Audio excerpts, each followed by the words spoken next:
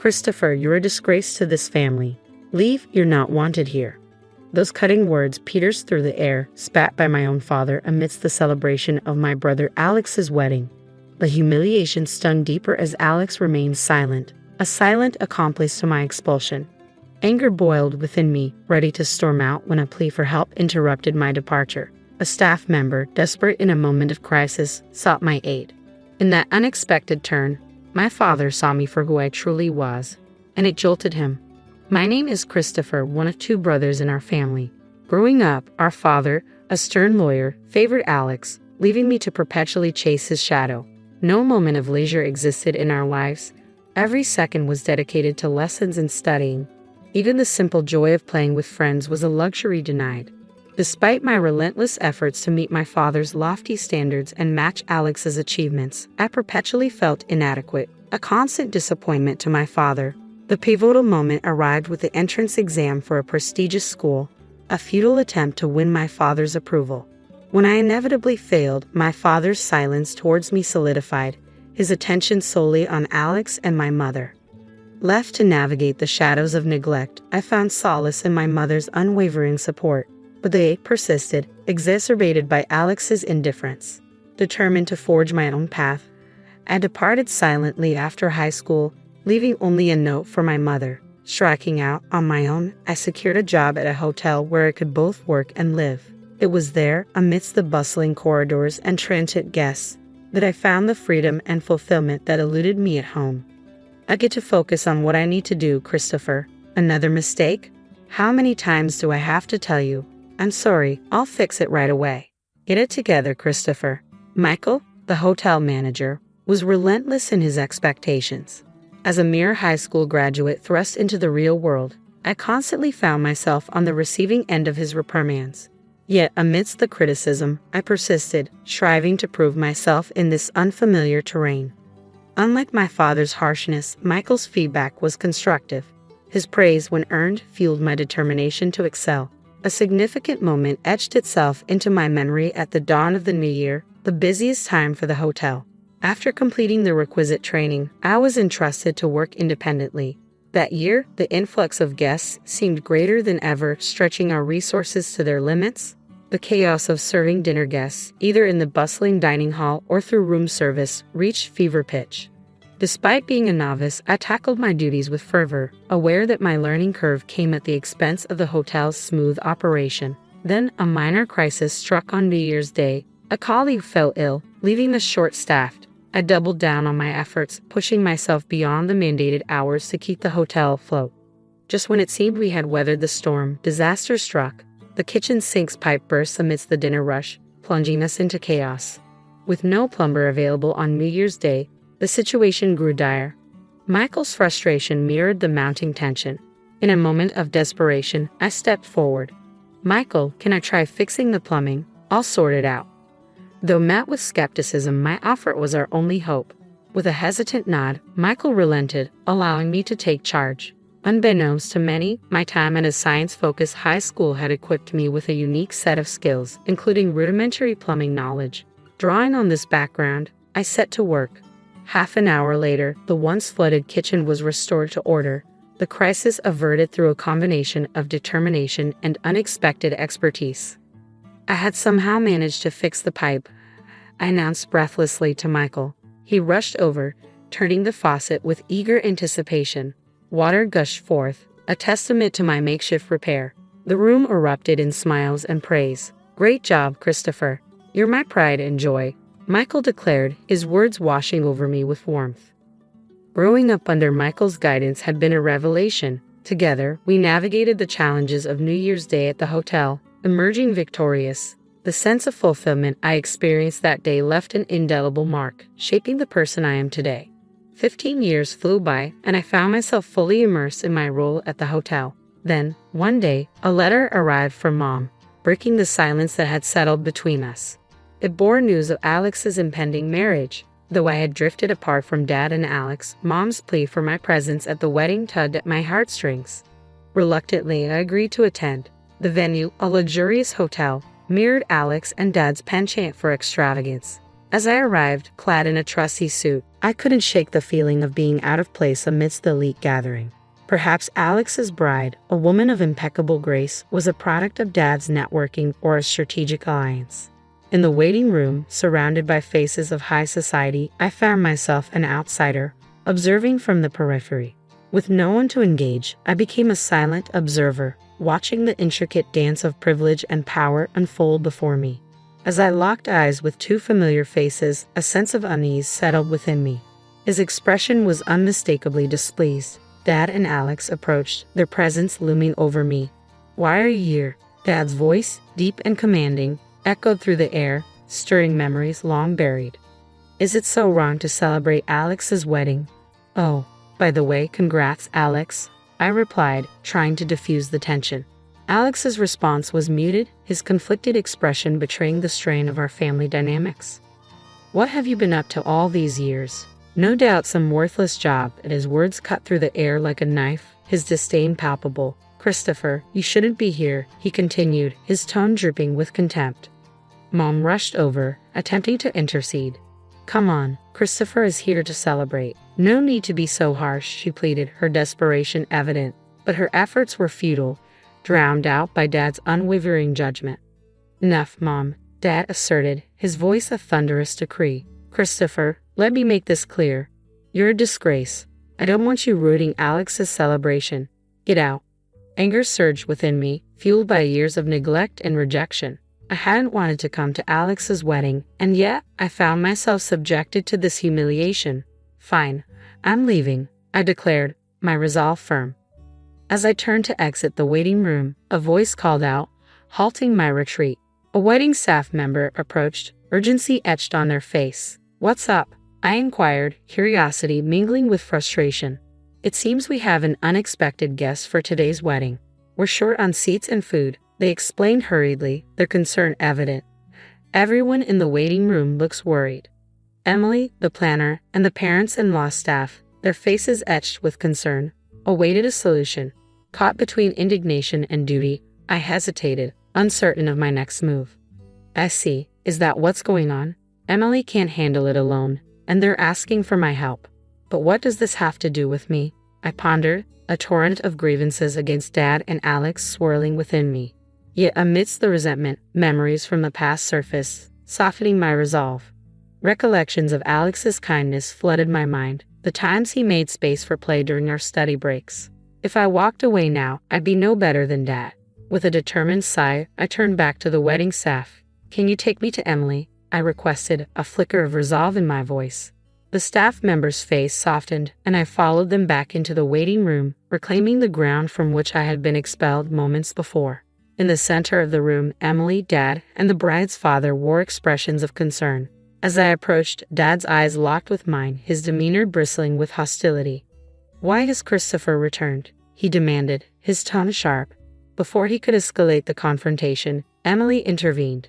"General Manager, please help us," she implored, her urgency palpable. Dad's shock was evident as I calmly revealed my position as the general manager of the hotel chain.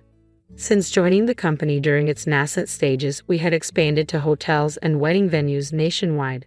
The very hotel we stood in was under my oversight. "I think I can handle this," I assured them, dismissing Dad's protests with a wave of my hand. "Dad, I'm busy right now. We'll talk later."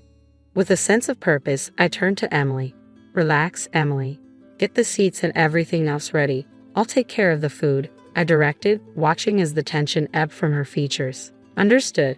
I'll leave the food to the general manager and handle the rest," she affirmed before rushing off to execute the plan. With all eyes on me, I exited the room and sought out my friend, Chef Jackson. "Hey, you in?" I called out as he emerged from the kitchen. "Christopher, what brings you here?" he inquired, his curiosity piqued. "I'm here as a guest today. My brother's wedding is happening here, but we're one meal short. Can you help?" I asked Chef Jackson, hoping for a quick fix.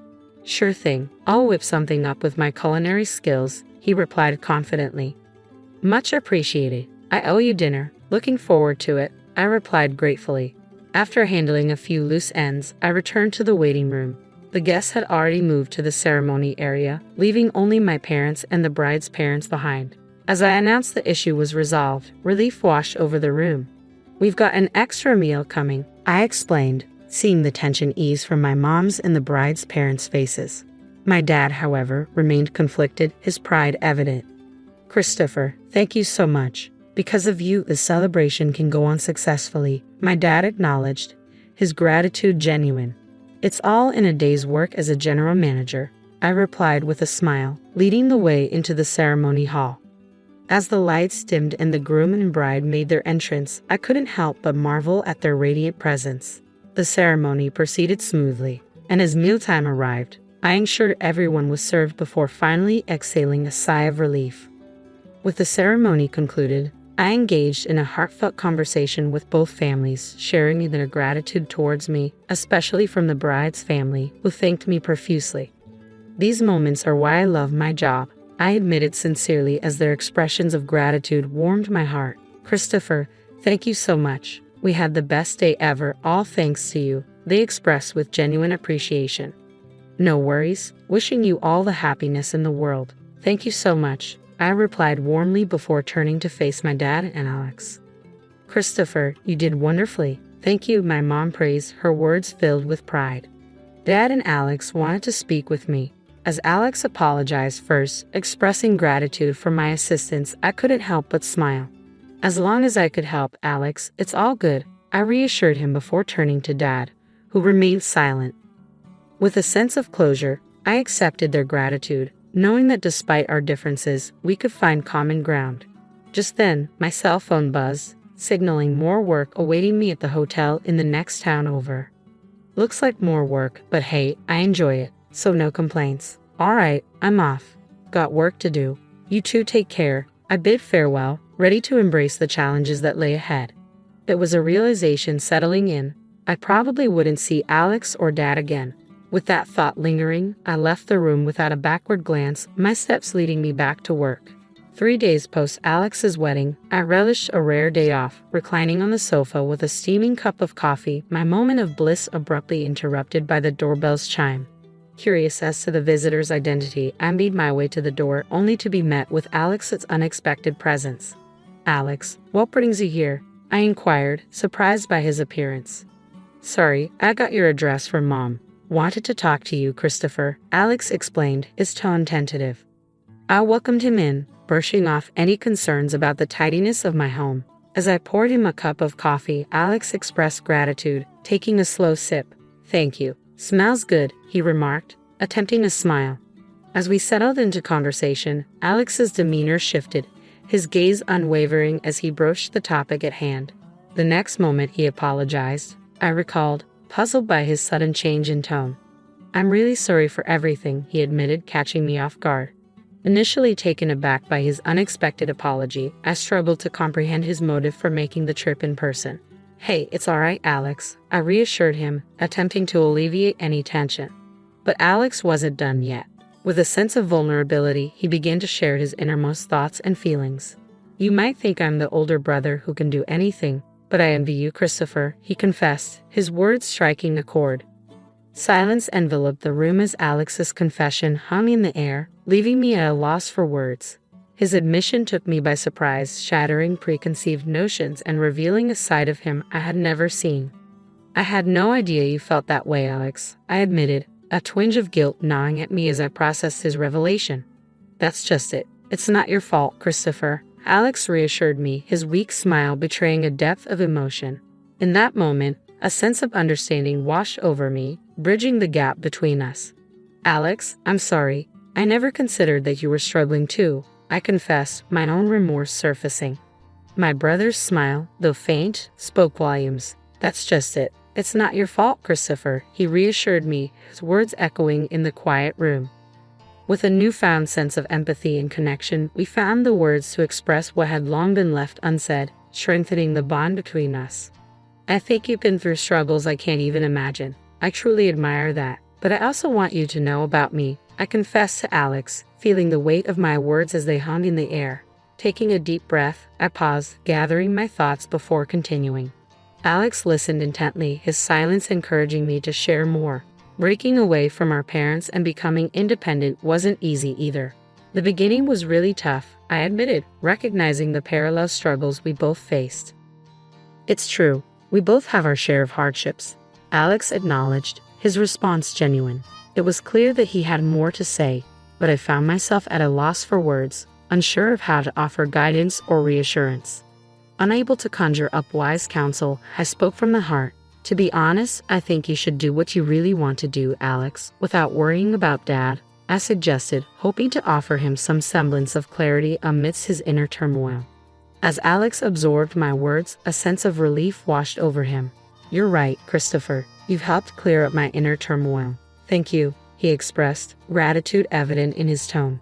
No, thank you, Alex, for coming over, I replied sincerely, accompanying him to the door as he departed with a promise to return for coffee. A month later, a letter arrived from Alex, detailing his decision to leave behind his career as a lawyer in pursuit of his passion for glass craftsmanship. Despite facing disapproval from Dad, Alex found solace in the support of his wife and newfound motivation in his chosen path. As I reflected on Alex's journey and our evolving family dynamics, I couldn't help but feel a sense of pride in the bond between siblings. Lost in thought, the sound of my mobile phone's alarm jolted me back to reality, signaling the start of another day in the path I had chosen, in the job I had embraced. Early in the morning, lots of people were busy at the taxi garage. Amanda, a young woman who drives a taxi, had been fixing her car for a while without noticing anything else around her. Suddenly, a deep voice interrupted her. Hi, Amanda. It's early, and you're already fixing your car. What's wrong? Need a hand? Amanda stopped working, wiped sweat from her forehead, and looked up. She looked funny with smudges of engine oil on her nose and holding a dirty cloth and wrench. Hey, Barry. Thanks, but I've got it sorted. The ignition was acting up, but I changed some parts, and now it works fine. Let me clean up, and we can grab some coffee. I'm starving. I made some cabbage pies yesterday. Help yourself. Barry happily accepted and praised the pies. Amanda, you're amazing. These are tasty. You're good with cars, baking, and you're pretty. Too bad I'm married, and your fiancé is foolish. You should be appreciated and taken care of. Amanda sighed heavily, sat down with him, sipped her hot coffee, and said thanks, but men are all the same. They're nice at first, then they disappear. But I don't need anyone. I'll save up, have a child, and raise them alone. Just don't tell Mr. Ferris I'm pregnant. Before finishing her meal, the radio called her for a customer. She said goodbye to Barry and left, humming a tune. Amanda actually enjoyed driving a taxi a lot. Meeting different people and hearing their stories made her day exciting, even though there were some tough moments. If someone had told her 3 months ago that she'd be a taxi driver, she wouldn't have believed it. Amanda grew up in the countryside, where she lived with her grandfather. Her mom passed away when she was very young, and she never met her dad. Her grandpa took care of her so she wouldn't have to go to an orphanage. Amanda loved living in the countryside, with fields of wheat, fresh-smelling hay, and her favorite cat. Her grandpa taught her everything, from cutting grass to fixing their old Chevy. They even fixed up the whole car together. By the time she was 16, Amanda could drive just as well as anyone else. She passed her driving test on her first try, but then she decided to move to the city. Amanda knew there weren't many opportunities in the village, with all the young people leaving. So her grandpa gave her his savings and wished her luck. Amanda rented a room and got a job as a waitress in a cafe. It wasn't her favorite job because she had to stand all day and her back hurt by the end of each shift, but she needed to earn money somehow. Every day, a handsome young man named Steven came to the cafe during Amanda's lunch break. He always ordered coffee, sandwiches, and snacks, taking his time to enjoy them. Steven couldn't take his eyes off Amanda, and she felt shy whenever she served him. That's how they started talking. Steven worked as a manager in a tour company nearby and lived with his parents, who both worked in a bank. They were a regular family. Steven would give Amanda lots of compliments and flirt with her. One day, he brought her a beautiful bouquet of pink daisies, saying, "Daisies for my Amanda. You're as lovely as these flowers. I think about you all the time. I'd like to take you to the movies. I've already got tickets for the premiere. Would you like to come?" Amanda was thrilled when Steven asked her out, and they started seeing each other. Steven would meet Amanda after work, walk her home, and eventually started spending more time at her place. Amanda was overjoyed and hoped they would get married soon, as Stephen had hinted at several times. But everything changed when Amanda found out she was pregnant. She took the test and felt a bit scared. She and Stephen hadn't talked about having children yet, and they weren't planning a wedding. She decided to tell Stephen everything that evening and see how he reacted. When Amanda told Stephen she was pregnant, he stayed silent for a long time, looking unhappy. Amanda felt hurt and asked, "Are you happy, honey? It's our baby, yours and mine. Maybe we should get married sooner rather than later." Stephen mumbled something unclearly, saying it was too soon and that he thought they were being careful. He said he needed to talk to his parents about it first. Then he left, not answering calls or showing up for lunch as planned. Amanda was exhausted and cried a lot, not understanding why Stephen was acting this way. She was devastated when someone told her they saw Stephen with another woman at the mall. Amanda couldn't believe it. She thought maybe it was a mistake, but she needed to find out for sure. She took time off work and waited for Stephen outside his office. After waiting for 2 hours, Stephen finally came out, but he wasn't alone. He was with the same woman from the mall, and they were kissing passionately in a fancy car. Amanda's heart sank, as she felt deeply hurt and betrayed. Losing control, she ran towards the car, banging on the glass and shouting, "You cheater! How could you do this to me?" Stephen got out of the car, pushed Amanda away, and said he was sorry but that he was engaged to Peggy now because his parents had decided it. He told Amanda to leave and that it was over between them. Stunned, Amanda slapped Stephen and told him she was pregnant with his child. But Stephen didn't seem to care and just told her to go to the hospital and deal with it. And Peggy came out of the salon, looking at Amanda with disdain, and asked who she was. Stephen dismissed Amanda, saying she was mistaken. Peggy warned Amanda not to interfere because she had connections through her father. Stephen and Peggy drove off, splashing water on Amanda from a puddle. Amanda was left standing there, feeling like she was in a nightmare. Amanda couldn't bring herself to go to work. She cried at home for a week, feeling betrayed and devastated. She even thought about going to the hospital to deal with her pregnancy, but she was scared of what might happen. She was torn between her emotions and the fear of making a decision she couldn't undo. During one of her darkest days, her neighbor Barry came over to ask for medicine for his sick child. He noticed Amanda's distress and took her to his home, where his wife joined them. They gave Amanda some calming medicine, hot tea, and listened to her story patiently. Amanda needed someone to talk to share her pain, because the betrayal hurt her deeply. Amanda poured her heart out to Barry, not holding anything back. Barry listened, shaking his head in disbelief, and then asked quietly, "Wow, what a mess. Your Stephen sounds like a real jerk. What are you going to do now?" Amanda shrugged and said, "I missed a week of work at the cafe, so they let me go. I guess I'll have to go back to the village to live with my grandfather. But I feel ashamed, and I don't know how I'll make a living there." Barry scratched his head and suggested, "Going back to the village isn't the best idea. What'll lead you there? Work on a farm. Listen, you've mentioned you can drive well and have a license. Why don't you work at our taxi company? We need more drivers, but our boss, Mr. Ferris, is strict. You'll have to work hard, but you'll earn a good salary if you're diligent. You can save up for the baby and then go on maternity leave.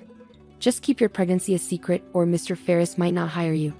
Amanda wiped her tears and thanked Barry, saying it was her dream job. She loved driving since she was a kid, and she was good at it. She decided to start fresh and leave the cafe behind. She promised to come back the next day and thanked Barry and his wife. They encouraged her not to give up and assured her they'd help. So, Amanda began working at the taxi company. At first, Mr. Ferris doubted her abilities, wondering if she could handle heavy luggage or fix car issues on the road. But Amanda proved herself, driving confidently and handling any problems that arose. Impressed, Mr. Ferris hired her. Amanda felt better and threw herself into her work. She didn't have time to dwell on her pain anymore. She enjoyed interacting with clients and driving around the city. Amanda felt happy again, even though her belly wasn't showing yet, and she wore loose clothes to hide her pregnancy. So Amanda kept working hard until her maternity leave. Thankfully, she didn't suffer much from morning sickness and only had occasional backaches from sitting for long hours. It was still better than carrying trays at the cafe. The only problem was the nosy and greedy owner of the taxi company. After every shift, he demanded detailed reports and even installed cameras to monitor the driver's interactions with customers and handling of money. Despite this, Amanda found the team to be excellent, especially since there was no gossip or drama like at the cafe. She remained good friends with Barry and enjoyed their tea breaks, where they talked about life. Today, Amanda had a big order to drive a client far out of the city, promising good pay for the long distance. She was in a great mood, already planning for her baby's arrival and trying not to dwell on Stephen's betrayal. However, upon arriving at the client's mansion, she found him extremely drunk and indecisive about taking the cab. Eventually, the homeowner canceled the ride, leaving Amanda feeling frustrated as she wasted time and fuel without earning anything. She knew Mr. Ferris would be unhappy, but it wasn't her fault. To top it off, heavy rain started pouring, further dampening Amanda's mood. As she drove halfway back to town, a man suddenly emerged from the woods ahead of her. He staggered from side to side, covered in mud and dried blood. Amanda couldn't just drive past him, so she slowed down to see if he needed help. She decided that if he was drunk, she wouldn't give him a ride, but she wanted to make sure he was okay. Amanda put on her hooded jacket and got out of the car. She ran up to the man to check on him. "Hey, are you okay? Can I help you? Where are you going? If you need to go to the city, I can give you a ride." The man looked at her with tired eyes and whispered weakly, "Help me." Then he passed out and fell by the roadside. Amanda tried to wake him up, urging him to get up so she could help him into the car. After struggling, she managed to get him into the car and drove him to the hospital. Along the way, she tried to learn more about him, but he only said his name was Mitchell and was in pain. Amanda made sure he was taken care of by the hospital staff before saying goodbye and wishing him well. When Amanda returned to the taxi park, she realized she was late and worried Mr. Ferris would be angry. She had forgotten about the camera in the car, but Mr. Ferris saw everything from his office and was furious. He scolded Amanda for refusing a client, wasting gasoline, and helping the homeless man, saying she cost him a lot of money. Amanda defended herself, saying the client was sick and the man needed help. But Mr. Ferris didn't listen and threatened to deduct the cost of the gasoline from her salary and take away her bonus as punishment. "Now get back to work. You're completely out of control, doing whatever you want. And don't forget to clean the car. It's covered in dirt. How will decent people get in it?" Amanda angrily washed the car, thinking to herself, "Well, this is how you get rewarded for doing good deeds. You're left with nothing.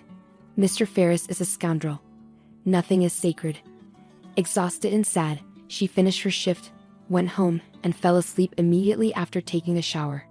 She had no energy left. The next morning, Amanda was woken up by a knock on her door.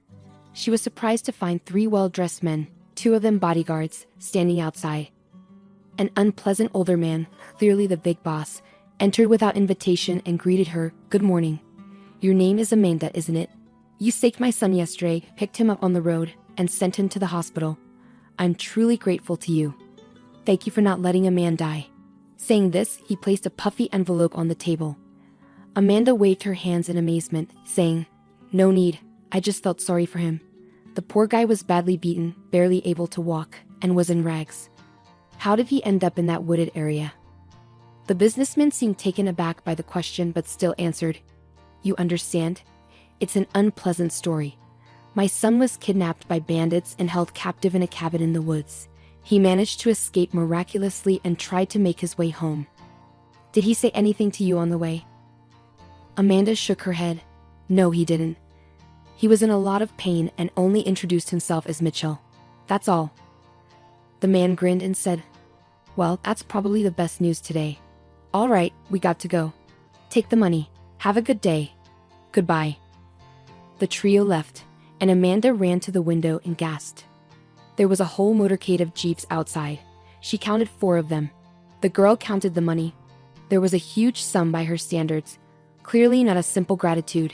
She pondered. Her sleep was gone. No, something's wrong. First of all, this glossy big shot doesn't look like his father. Not a drop of worry, regret for the fate of his son. His eyes are cold and calculating. Close people don't act like that. Secondly, why did he ask so much if his son had spoken up? So there's something to hide. Thirdly, how did this man learn everything about me so quickly? And most importantly, why did he come to me? And perhaps this money is not gratitude at all but payment for my silence. No. I must go to the hospital again and check on Mitchell.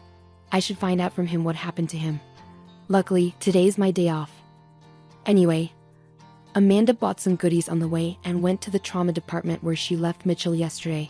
But she was not allowed. Why can't I visit my friend? I won't be long. I'll ask how he's doing, and that's all. Let me in for a little while, please. The doctor himself came down to her and strictly said, "Unfortunately, we can't let you in to see Mitchell Libman. He suddenly fell into a coma and is now in the intensive care unit. And it is forbidden to enter there. You have nothing to do there." Excuse me. Amanda was shocked. Yesterday he was weak and beaten, but he was walking on his own feet. And now, all of a sudden, he's in a coma. What's wrong with him? The doctor waved her away angrily. Why should I report to you? Who are you to him? His father's with him, he knows everything. They'll let you know when you can visit his son. But for now, his condition is extremely serious. I don't have time to argue with you. I have other patients waiting for me. Have a wonderful day. Amanda was very upset and began to leave the hospital. But then she was stopped by the nurse. She took Amanda to a back room and whispered, "It's not as the doctor said. You're Mitchell's fiancé, aren't you?" I guessed it right away. Well, there's something wrong here. He's not in a coma. He's just being given some powerful medication, and it's unclear why. But I noticed that respectable man who seemed to be his father gave the doctor a big envelope with money and asked him to make sure that Mitchell never left the hospital. Not at all. I treated his wounds yesterday. It was nothing serious. I think the doctor sold his soul to the devil because he is an avid gambler and he needs money. I know this because I have a cousin who suffers from this addiction. I have seen the doctor several times in the casino when I took my cousin out of there. I told you the truth, but don't give me away, okay? Or they'll fire me or destroy me. All right, I'm off. Amanda was in shock. She didn't know what to do, how to help Mitchell. She scolded herself. Well, I got involved in a story again. I have many problems myself, and I'm worried about other people's problems. What a stupid character I have. The girl was tormented with worries and doubts all night, not sleeping a wink, and by morning, she decided for sure that she would not be able to live peacefully if she did not save Mitchell. After all, the guy was her age. Why should he die? It's not right, it's not fair. Amanda's first impulse was to run to the police and tell them everything she knew. But then she changed her mind. After all, if the rich man had so much money and connections to buy everyone and everything, then in the police, he probably has his own people. And what could she charge him with? It's all just rumors so far, no proof. The worst part was that there was no one to consult. And then Amanda remembered Nurse Deborah, so she decided to talk to her again, setting up a meeting at a cafe. Surprised, Deborah arrived on time. Amanda was the first to start. "I'm sorry to bother you again. It's just that I have no one else to turn to. I can't tell anybody about something like this. They won't believe it. So I beg you to help me save Mitchell. I want to get him out of the hospital. I can get a car. I can drive. But how can I get him out? He's in a coma right now." Deborah paused for a moment, then replied, "Okay, let's think this through. I have the night shift the day after tomorrow. It'll be Saturday. There will only be a few people on duty in the ward. Plus, Mitchell's doctor has Sunday off. During my shift, I can refrain from giving him the medicine that keeps him in a coma, so he should wake up in about 12 to 16 hours. I'll provide you with a white coat, a cap, and a mask to make sure no one recognizes you. We can also give you a name tag that says you're a doctor. We'll try to handle this ourselves. I'm hesitant to involve anyone else because I don't fully trust anyone. The only thing left is to figure out what to say when they come looking for him, which will likely happen during my shift. I could get fired for this, but you know what? Let them. I can't take it anymore." Amanda let out a heavy sigh and responded, "I don't have a plan. I'll take him to my place as he is. Nowhere else. Once he wakes up and tells us who kidnapped him and why, we'll go to the prosecutor's office and let them handle it all." They agreed on that plan. Amanda had been so nervous for the past days that she could barely focus during her work, and on the designated day, she trembled occasionally. She was terrified of what might go wrong. What if it didn't work? What if Mitchell didn't wake up at her house, but it was too late to retreat, and on the appointed night, Amanda turned off the camera after the last order and drove to the hospital. She changed her clothes as Deborah had told her to, crossed herself, exhaled, and went straight to the ICU. Deborah was already waiting for her in the ward. Together they placed Mitchell on a gurney and hurriedly took him towards the exit. The gurney rattled on the tiled floor of the deserted corridor, causing Amanda's heart to race. She silently prayed that no one would approach and question their actions. Thankfully, they were fortunate. Everything went smoothly. At this late hour, all the patients were already asleep, including the doctor on duty. Once they placed Mitchell in the backseat of the car, Deborah quickly returned to her post, whispering a goodbye to Amanda. "Be careful, Amanda. I wish you and your fiancé a speedy recovery. I've packed the necessary medications and written down the instructions for you on a sheet of paper." In a hurry, Amanda drove frantically, her heart racing with fear. She felt like a criminal, constantly checking her surroundings, afraid of being followed. When she reached her house, she called her neighbor Barry urgently and whispered into the receiver. "Barry, could you come out for a minute? I need your help. I'm sorry for being so late." Barry was shocked when he saw the unconscious guy in the back seat. Amanda begged, "Please help me. I can't lift him alone. We need to get him to my room. Just don't ask questions right now, okay? I promise I'll explain everything later." Without hesitation, Barry helped carry Mitchell into the room and placed him on the sofa. He asked, "What's going on, Amanda? Why did you bring him here? Did you also take the taxi from work? Mr. Ferris will be angry. Did anyone see you?" Amanda shook her head, replying, "No one saw me. I turned off the camera. I'll turn it back on. You won't tell on me, will you? I'm not doing anything wrong. I'm trying to save this man's life. Do you believe me?" Barry waved his hand and said, "I know you're a good person. I believe you, but please, keep me out of it. I have a family to think about. I won't tell anyone, but I don't want to know too much. I'm going home. I did what I could." Amanda returned the taxi to the company without any issues. The guards treated her well, and she was sure they wouldn't report her. However, she couldn't stop trembling from the evening's events and emotions. She arrived home on the last bus, checked that Mitchell was breathing normally, and collapsed beside him, exhausted. She was really worried and started crying. "God, what did I get myself into? Barry was right, this is really dangerous. And if that rich man finds me, what's going to happen to me? And what about Mitchell? I don't have anyone to protect me. My life feels like a detective story, and I'm the main character. It's so scary, but at least I managed to save someone. That's something to be happy about." 13 hours went by, and Mitchell finally woke up. He squinted in the sunlight and looked around, feeling confused. "Hey, where am I? Why am I not in the hospital? Oh, I remember you. You're the taxi driver who saved me on the highway. I never got to say thank you." Amanda smiled and said, "I'll tell you a story that might make you thank me again, even though it's risky for me to do so. But still." Amanda went on to tell Mitchell everything she knew about his supposed father, the drugs he was given, and her own pregnancy. She needed to get it off her chest and share it with someone. Mitchell listened closely without interrupting, staying silent for a while. Then he started telling his own story. "Yeah, he's not my real dad. But to make you understand, let me start from the beginning. It's a long and complicated story. My parents were wealthy. My dad owned a bunch of hotels, and my mom was a psychologist for famous people. When I was 3, my dad was threatened by some criminals who wanted to take over his business. That's when he wrote his will, saying that everything would be mine when I turned 25. I think that's why all this chaos started. I'm turning 25 next month. My dad had a close friend named Hank Long, who was also kind of a relative. My dad trusted him a lot. After the threats, the bad guys attacked my dad and shot him while he was in the car. My mom got really sick from sadness and stress. She already had a weak heart and passed away not long after. So I was left all alone at 3 years old. Mr. Long, my dad's friend, took care of me and became like a dad to me. He's the one who came to see you. Mr. Long took over my dad's business and made me feel like I owed him for not sending me to an orphanage. He didn't treat me badly, but he didn't show me much love either. When I was 13, he got married, and I felt even more like I didn't belong. He sent me to a fancy school in England and then to university. Finally, I started coming back home to start my own business, but my stepdad still wanted to control me. I found out about my dad's will by accident when I visited my old nanny.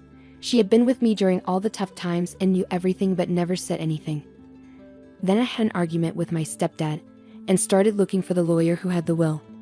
That's when things started going really wrong. I started getting threatening calls telling me to leave town. At first, I didn't take them too seriously, but a week later, I was kidnapped by some bad guys. They kept me locked up in an old cabin in the woods, hitting me and trying to make me say the will wasn't real. Luckily, I managed to escape. One of the guys left, and when they took me out to go to the bathroom, I saw my chance to fight back. I don't really remember exactly how I got away, but I ran as fast as I could. I hid in a hole covered with leaves and stayed there for a whole day.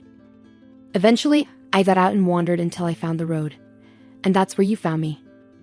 Now unsure who was behind my kidnapping and who benefited from abandoning me, Amanda exclaimed, splashing her hands in frustration. It's obvious, Mitchell. Of course, it's your stepfather.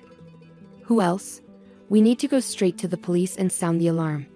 He won't stop until he gets rid of you. Mitchell responded vaguely, you're right. But I'm confused why my stepfather didn't try to harm me when I was a kid. The will says if I can't inherit, everything goes to Mr. Long. Amanda suggested, maybe you got lucky. Your stepdad might not have known about the will until recently, but I'm sure he had something to do with your kidnapping. I saw the way he looked at you, cold, calculating, and evil. Amanda took Mitchell to the prosecutor's office, where he explained everything, and then they went to the police. Justice started moving, and a case was opened. After a thorough investigation, horrifying truths emerged. It turned out Mr. Long not only planned and paid for Mitchell's kidnapping, but also had a role in his father's murder. Mitchell couldn't believe it. He was trembling. He asked to meet his stepfather, wanting to look him in the eye and ask one question. He thought maybe his stepfather would apologize, facing a life sentence, but instead the scoundrel acted brazenly. Well, Mitchell, are you satisfied now? Yes, I'm getting old. Feeling sentimental.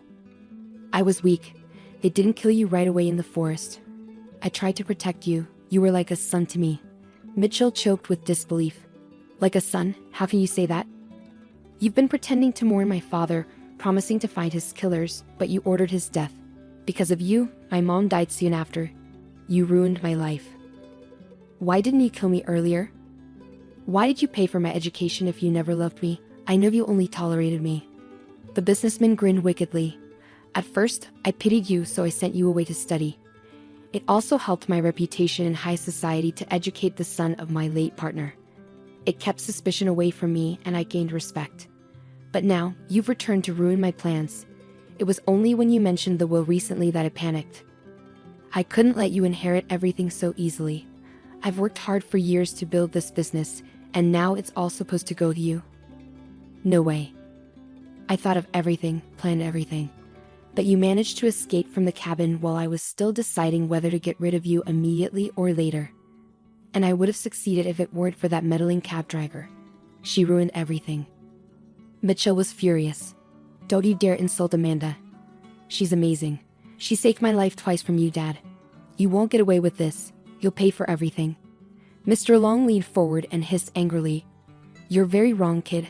I have connections and resources. I'll be out of here soon enough. You'll see. But the court delivered justice, and the businessman was sentenced to life in prison for his crimes. Instead of a luxurious life, a jail cell awaited him. In court, he shouted about how much he hated Amanda, blaming her for everything.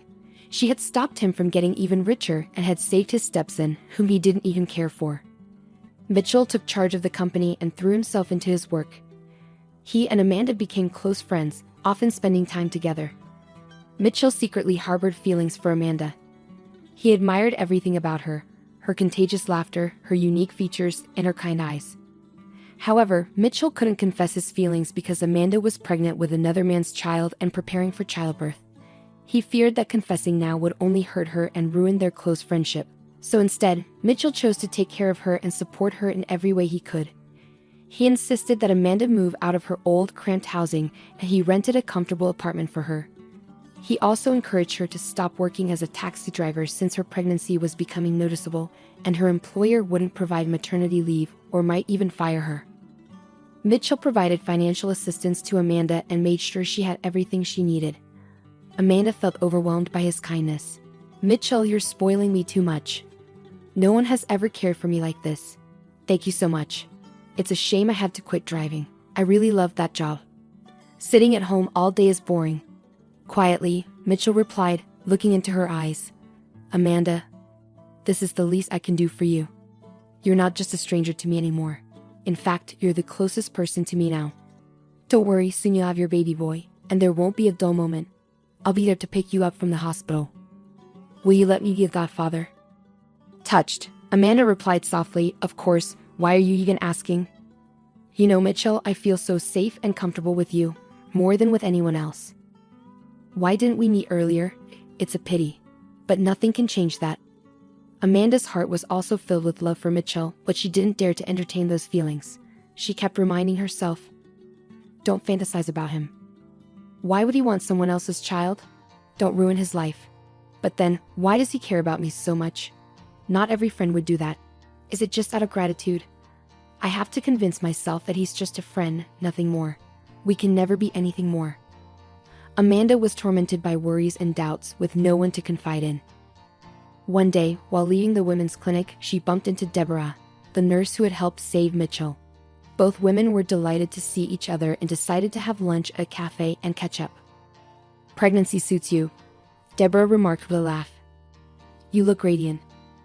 So how did your detective story with the kidnapping end?" "I've thought about you often," Deborah began, her tone reflective. "I almost got fired and received a scolding that seemed to last forever. I had to write a lengthy explanation letter, and they even revoked my bonus, but it was all worth it. You should have seen the doctor's face when he couldn't find his paying patient in the morning. What a commotion it caused." Eventually, an investigation started, and our corrupt doctor was finally removed from his position. He was terrified and tried to dodge the consequences, hoping everyone would keep quiet about his shady actions. But many people were fed up with him. He was sentenced and is now in jail. He deserves it. And guess what? I even got promoted to head nurse. Can you believe it? Amanda smiled warmly and congratulated her, saying, "You deserve it." Then she added, "I've thought about you often too. Sometimes, you just need someone to talk to, knowing they'll understand and listen without judgment." As for her pregnancy, Amanda confided in Deborah about her complicated relationship with her ex-boyfriend. Deborah shook her head in amazement. "You're really something, my friend. I admire you. To be honest, you're incredibly brave. Taking risks for the sake of strangers, even while pregnant, it's admirable. Your Mitchell should be kissing your feet and taking my advice. Don't torture yourself. Don't doubt in vain, just trust your heart and fate. Everything will fall into place, believe me. Giving birth to a baby, loving them, and watching them grow is the greatest joy in life. If Mitchell truly loves you, he will reveal his feelings sooner or later, and having a child won't be an obstacle. I made a mistake in my youth. I had a fight with my fiancé, and I hastily terminated my pregnancy without thinking. I carry that regret on my soul, and now at 37, I have neither children nor a husband. Do you know how many times I've regretted my decision? I could have raised a child and not felt so alone. You're a fighter, Amanda, and I admire you for it." Amanda took Deborah's hand gratefully and said, "Thank you for everything you've done for me. Please visit me often. I'd be happy to have you around. Honestly, I've never had a true friend before, but I trust you. I feel like you're a good person, so let's be friends," Deborah exclaimed with joy. "I'm all for it. I have Sunday off. How about we go for a walk and look for some interesting baby things, like fashionable strollers? We can have a chat." From that day on, Amanda and Deborah became inseparable. They had plenty to talk about and felt a deep connection, almost like sisters. When Amanda went into labor in the middle of the night, she didn't hesitate to call Deborah. "I'm sorry for waking you up, but I think it started. My belly hurts so much, and I feel tightness. I'm scared. What should I do?" Deborah immediately sprang into action, calming her down and organizing transportation for her. She instructed Amanda to get dressed, gather her essentials and documents, and wait for her. "Everything will be okay. Dr. Brewster is a great obstetrician, and I'll be there for you," she assured. Deborah also called Mitchell herself. "Wake up, Romeo. Your Juliet is giving birth. Let's go help." Within 30 minutes, Amanda was taken to the delivery room. Deborah and Mitchell anxiously waited in the corridor. Mitchell, feeling nervous, paced back and forth, bombarding Deborah with questions. "You're a medical professional. Tell me, will Amanda be okay? Why hasn't she given birth yet? Did something go wrong?" The nurse tried to cheer Mitchell up, pouring him some coffee and urging him to calm down. You men are so impatient. This process can sometimes last up to 24 hours. Let me ask you, do you love her? Mitchell, feeling embarrassed, answered honestly, yes, very much, more than anything. But I don't know what to do about it. Deborah chuckled. You're funny. If you love her, what's there to think about? Get married and raise the boy with her.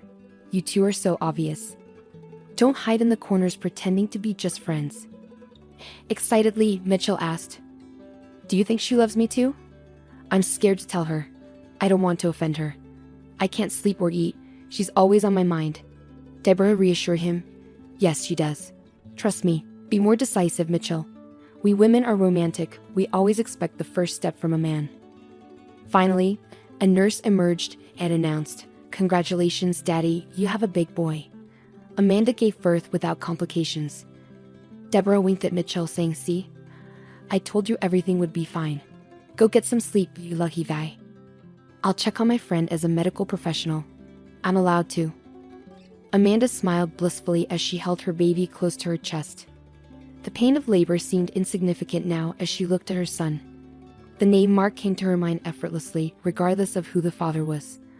What mattered was that he was her own flesh and blood, and her life was forever changed, no longer just belonging to herself. Deborah entered the room quietly, kissing Amanda and congratulating her. Look at him, frowning like an old man. Come on, smile. Amanda laughed and replied, to be honest, it wasn't easy. The doctors were worried I couldn't do it on my own. But Mark and I pushed through, and now here he is, my little miracle. Where's Mitchell? Did he go home?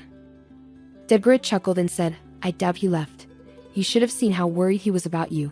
He paced like a caged tiger, bombarding me with questions. He loves you, Amanda, that's for sure. I think he'll propose to you soon. Will I be your maid of honor?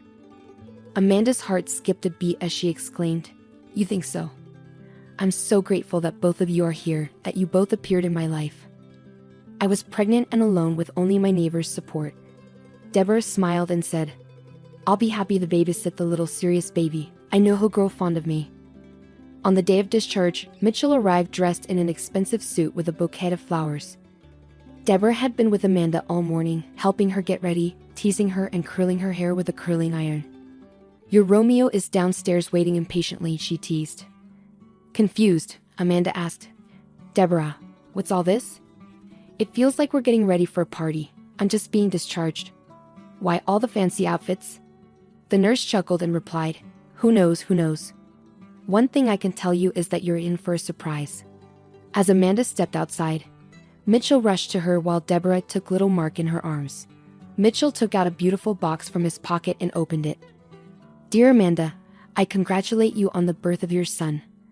I want to put this ring on your finger as a symbol that we are more than friends now. I love you, darling, and I want you to become my wife. Will you marry me? The nurses applauded, and the sound of a champagne bottle being opened filled the air. Even the elderly janitor paused his work to witness the scene. Overwhelmed with emotions, Amanda sobbed and whispered, I agree, I love you too, and I can't help it. Deborah clapped her hands and shouted cheers as she raised a glass of champagne. She was genuinely happy that two loving hearts were finally united. Amanda moved into Mitchell's mansion, and the couple officially tied the knot. Mitchell adopted Mark, giving him his surname. 3 years passed. Amanda and Mitchell lived harmoniously, and Amanda deeply appreciated her husband's loyalty, devotion, generosity, and care. She never regretted marrying Mitchell. One February, amidst the cold frosts and snowstorms, Mitchell suddenly suggested, Darling, why don't we go to a warm sea resort? What's stopping us? We'll soak up the sun. Amanda squealed with joy. Of course, I'm in. I've never been abroad, but I'd love to. You're the best. Mark clapped his hands in excitement, and the packing began. The couple visited a travel agency to select a suitable tour. The receptionist, a friendly girl, greeted them warmly and offered them coffee. She mentioned that the manager, Stephen, would assist them. When Stephen approached them, Amanda greeted him but didn't immediately recognize him. Upon closer inspection, she realized he was her ex-boyfriend. Stephen hadn't made any career advancements and remained a manager just as he was before. Amanda decided to play along by pretending not to remember him. She coolly said, My husband's son, and I would like to choose a family tour to the sea. What options do you have to offer? Stephen was visibly flustered and unable to provide a proper response. Lost in his thoughts, he barely heard Mitchell's voice.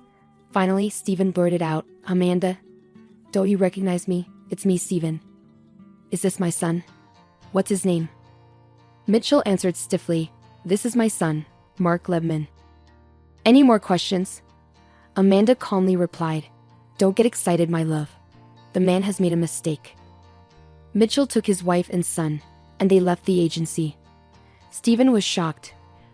Losing such clients and such a woman. Peggy had left him a long time ago, and he never made a career. Today, seeing Amanda so radiant and happy, he felt offended and angry with himself. Now his son called another man daddy, and what was he left with? Few were willing to marry a simple manager without prospects. Only Amanda had loved him so sincerely and devotedly. If only he could turn back time. Amanda and Mitchell went on vacation, enjoying the sun and water, and came back completely happy. A month later, they received another surprise. Amanda found out she was pregnant. Mitchell hugged and kissed her, rejoicing like a child. Amanda thought to herself, "If someone had told me that I would meet a man on the road, marry him, and have his child, I wouldn't have believed it. And now I'm the happiest I've ever been. That's fate." Soon, Amanda played matchmaker for her best friend, introducing her to Mitchell's friend and partner, Andrew. It was a great decision, as they had a passionate romance, and soon Deborah also became pregnant. Mitchell and Amanda joyfully shouted cheers at their best friend's wedding, wishing them happiness. The two couples often gathered for joint vacations, enjoying friendly and fun times together. To be loved is more valuable than being rich.